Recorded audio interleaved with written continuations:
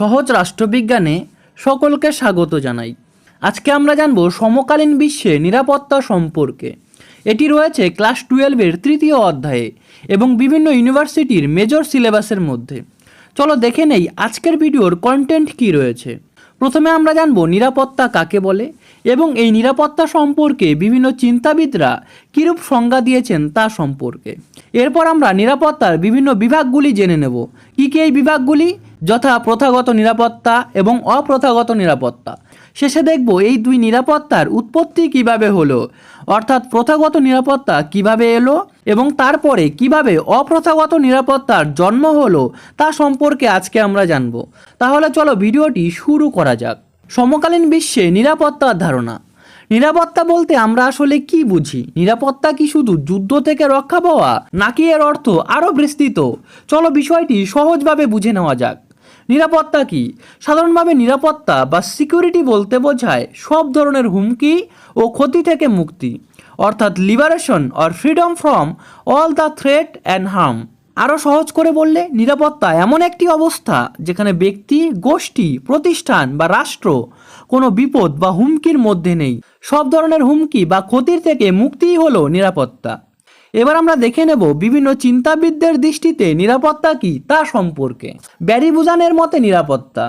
Barry বুজান তার বিখ্যাত গ্রন্থ পিপুল, স্টেট অ্যান্ড ফিয়ারে নিরাপত্তা সম্পর্কে একটি গুরুত্বপূর্ণ ধারণা দেন।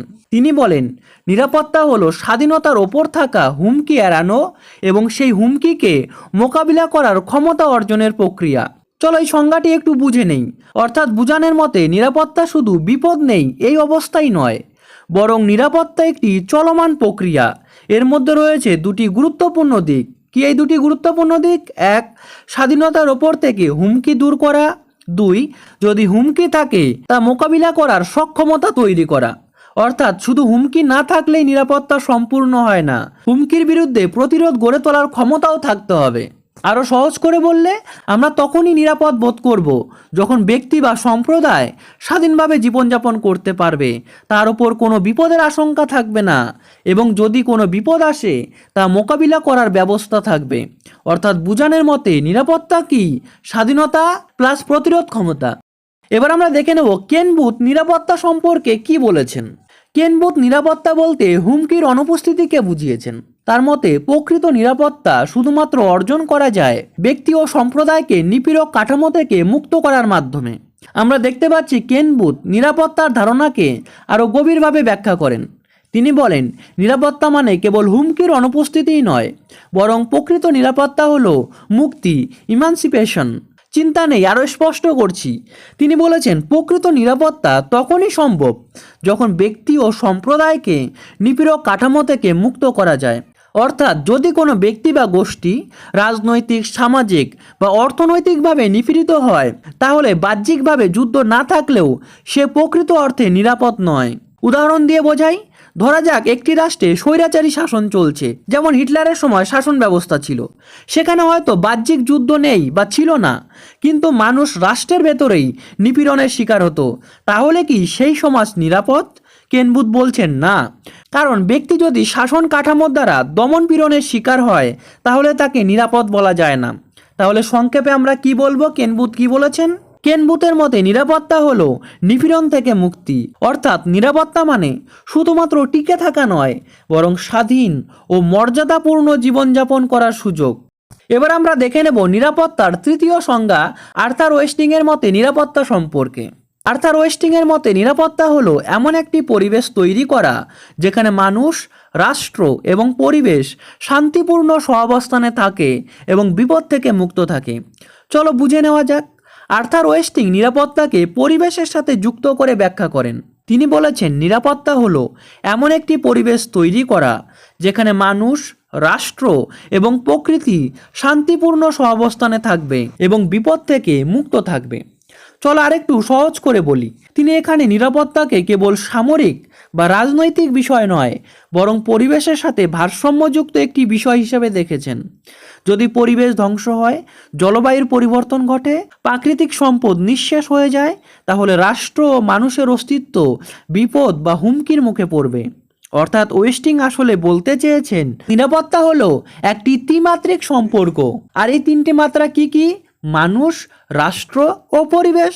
অর্থাৎ ওয়েস্টিংয়ের মতে নিরাপত্তা হলো মানুষের শান্তিপূর্ণ সহাবস্থান ও স্থিতিশীল উন্নয়ন, মানে অতিমাত্রায় সম্পদের ক্ষতি নয়, প্রয়োজনীয় সম্পদের ব্যবহার এবং স্থিতিশীল উন্নয়ন সাস্টেনেবল ডেভেলপমেন্ট নিশ্চিত করে শান্তিপূর্ণভাবে পরিবেশের সাথে মিলিয়ে সহাবস্থানে বসবাস করাই হলো তার মতে নিরাপত্তা।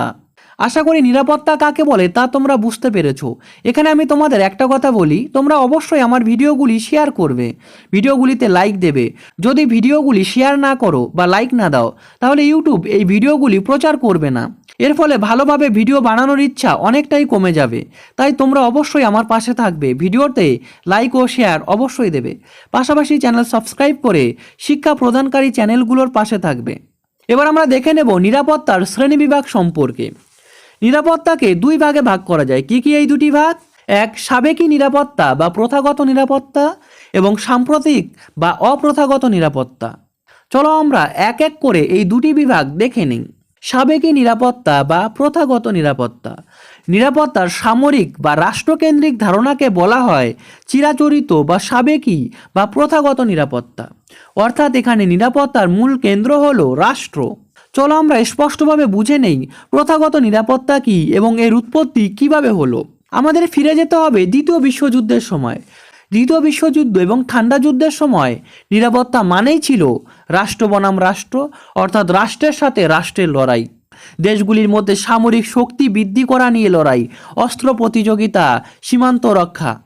এই সময়ে নিরাপত্তা বলতে বোঝানো হতো রাষ্ট্রের সার্বভৌমত্ব এবং ভৌগোলিক অখণ্ডতা রক্ষা করা। একটু বুঝিয়ে বলে বিষয়টি স্পষ্ট করছি। দ্বিতীয় বিশ্বযুদ্ধের পর বিশ্ব রাজনীতিতে শুরু হয় এক নতুন অধ্যায়।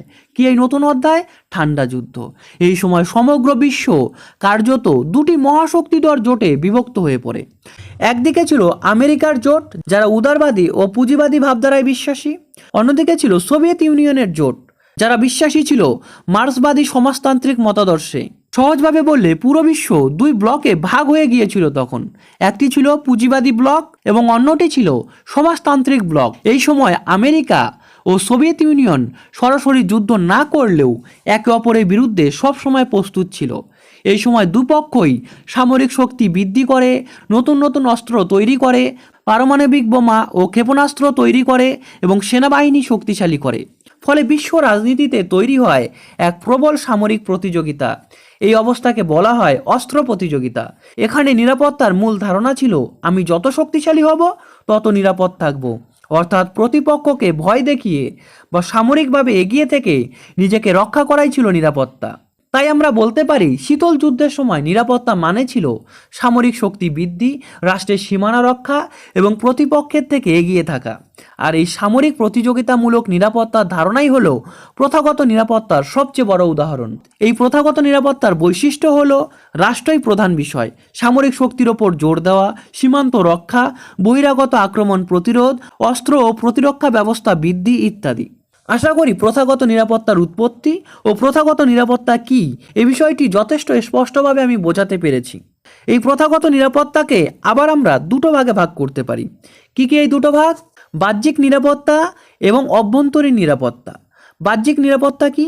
বিদেশি আক্রমণ বা যুদ্ধ থেকে রাষ্ট্রকে রক্ষা করা, এটি হলো বাহ্যিক দিক থেকে নিরাপত্তা। অভ্যন্তরীণ নিরাপত্তা কি? রাষ্ট্রের ভেতরে বিদ্রোহ, সন্ত্রাসবাদ, গৃহযুদ্ধ ইত্যাদি নিয়ন্ত্রণ করা, এটি হলো অভ্যন্তরীণ দিক থেকে নিরাপত্তা। এখন আমরা দেখে নেব দ্বিতীয় মূল শ্রেণীবিভাগ সাম্প্রতিক বা অপ্রথাগত নিরাপত্তা সম্পর্কে। অপ্রথাগত নিরাপত্তা বলতে বোঝায় রাষ্ট্র বা সমাজের মানুষের সার্বিক নিরাপত্তা, যেমন মানব নিরাপত্তা, সন্ত্রাসবাদ, দারিদ্রতা, পরিবেশগত নিরাপত্তা, মহামারী থেকে রক্ষা ইত্যাদি। অর্থাৎ অপ্রথাগত নিরাপত্তা বলতে বোঝায় রাষ্ট্রের পাশাপাশি মানুষের সার্বিক নিরাপত্তা নিশ্চিত করা। এখানে শুধু রাষ্ট্র নয়, মানুষই হয়ে ওঠে নিরাপত্তার মূল কেন্দ্র। এই নিরাপত্তার মধ্যে অন্তর্ভুক্ত রয়েছে মানব নিরাপত্তা, দারিদ্র্য, সন্ত্রাসবাদ, পরিবেশগত সংকট, মহামারী, স্বাস্থ্য সমস্যা, ক্ষুধা ও বেকারত্ব ইত্যাদি বিষয়। বিষয়টি আরও ভালোভাবে বোঝার জন্য আমাদের আরেকটু গভীরে যেতে হবে, জানতে হবে এই অপ্রথাগত ধারণার উৎপত্তি হলো কিভাবে। 1991 সালে ঠান্ডা যুদ্ধের অবসান ঘটে, সোভিয়েত ইউনিয়ন ভেঙে যায় এবং 15টি স্বাধীন রাষ্ট্রে বিভক্ত হয়ে পড়ে। এর ফলে বিশ্ব রাজনীতিতে বড়সড় পরিবর্তন আসে। আগের মতো আর দুই মহাশক্তির মধ্যে তীব্র সামরিক প্রতিযোগিতা থাকে না। পারমাণবিক অস্ত্র বৃদ্ধি, সামরিক শক্তি প্রদর্শন এসবের গুরুত্ব কমে যায়। পাশাপাশি এই সময় শুরু হয় বিশ্বায়ন। সমগ্র বিশ্ব ধীরে ধীরে একটি বড় বাজারে পরিণত হয়। দেশগুলির অর্থনীতি, স্বাস্থ্য, পরিবেশ সব কিছু একে অপরের সাথে যুক্ত হয়ে পড়ে। তখন একটি গুরুত্বপূর্ণ প্রশ্ন সামনে আসে, রাষ্ট্র নিরাপদ হলেই কি মানুষ নিরাপদ? যদি রাষ্ট্রের ভেতরে মানুষ ক্ষুধার্ত থাকে, দারিদ্র্যে ভোগে, মহামারীতে মারা যায়, সন্ত্রাসী হামলার শিকার হয়, পরিবেশ দূষণে অসুস্থ হয়, তাহলে কি সেই রাষ্ট্রকে সত্যিই নিরাপদ বলা যায়? এই প্রশ্ন থেকেই জন্ম নেয় অপ্রথাগত নিরাপত্তার ধারণা। অপ্রথাগত নিরাপত্তার মূল বৈশিষ্ট্যগুলি হলো নিরাপত্তা রাষ্ট্রকেন্দ্রিক নয়, নিরাপত্তা হলো মানবকেন্দ্রিক, সামরিক নয়, সামাজিক ও অর্থনৈতিক বিষয়কে গুরুত্ব দেয় অপ্রথাগত নিরাপত্তা। অপ্রথাগত নিরাপত্তা অস্ত্র নয়, মানুষের জীবন মানকে গুরুত্ব দেয়। যুদ্ধ নয়, মানবিক সংকটকে নিরাপত্তার অংশ হিসাবে দেখে অপ্রথাগত নিরাপত্তা। অর্থাৎ সহজভাবে অপ্রথাগত নিরাপত্তা বলতে বোঝায় মানুষের জীবনকে ক্ষুধা, দারিদ্র্য, রোগ, পরিবেশ দূষণ, সন্ত্রাসবাদ ইত্যাদি হুমকি থেকে রক্ষা করা। মানে নিরাপত্তা এখন আর শুধু সীমান্ত রক্ষার বিষয় নয়, বরং বর্তমানে নিরাপত্তা হলো মানুষের মর্যাদাপূর্ণ ও নিরাপদ জীবনযাপনের বিষয়। তাহলে আগে আমরা দেখেছি প্রথাগত নিরাপত্তায় রাষ্ট্র ছিল মূল কেন্দ্র, কিন্তু বর্তমান বিশ্বে নিরাপত্তার ধারণা পরিবর্তিত হয়ে মানুষ কেন্দ্রিক হয়ে উঠেছে। চলো এবার আমরা আজকের ভিডিওর মূল কথা বলে ভিডিওটি শেষ করি। আজকের আলোচনায় আমরা দেখলাম নিরাপত্তা শুধু যুদ্ধ থেকে রক্ষা পাওয়ার বিষয় নয়। প্রথমে নিরাপত্তা ছিল রাষ্ট্র ও সামরিক শক্তিকে কেন্দ্র করে, কিন্তু সময়ের সঙ্গে সঙ্গে নিরাপত্তার ধারণা পরিবর্তিত হয়েছে। আজ নিরাপত্তা মানে মানুষের খাদ্য, স্বাস্থ্য, পরিবেশ, মর্যাদা এবং নিরাপদ জীবনযাপন নিশ্চিত করা। অর্থাৎ বিশ্ব রাজনীতিতে দেখা গেছে প্রথাগত নিরাপত্তা থেকে অপ্রথাগত নিরাপত্তায় উত্তরণ।